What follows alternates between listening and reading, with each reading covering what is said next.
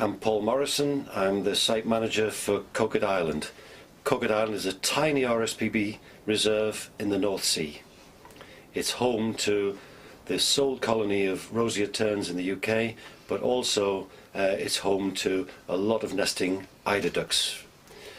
The eider ducks nest on Coquet from about mid-April onwards, and when the ducklings are ready to leave the island, which is usually about 2 days after hatching, the females gather together in groups called antes, and they gather up the creches of ducklings and lead them a mile to the mainland, to the relative sanctuary of Amble harbour.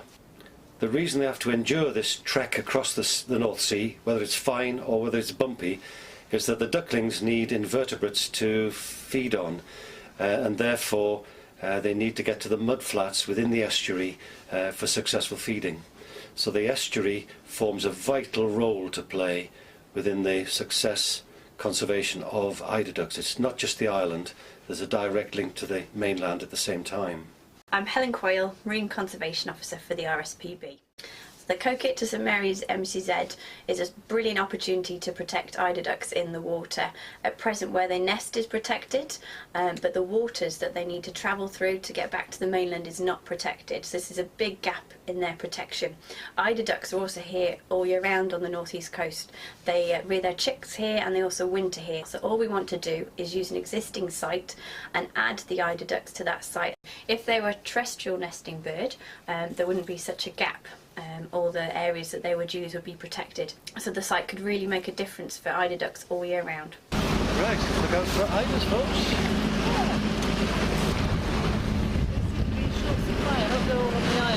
Ta-da!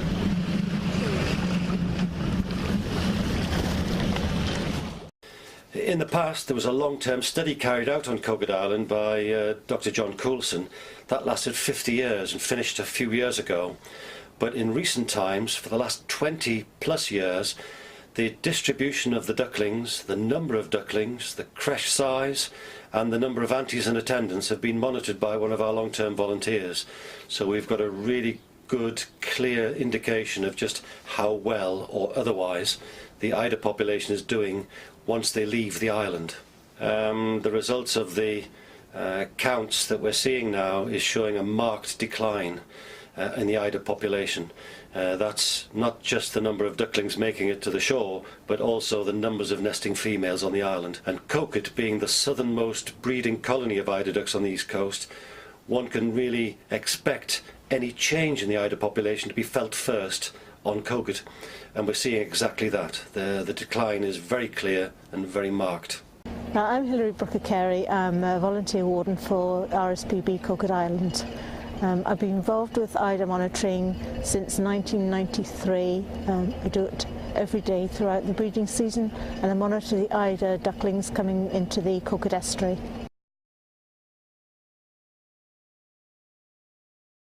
The estuary is the main feeding area, especially at low tide when they're very, very young.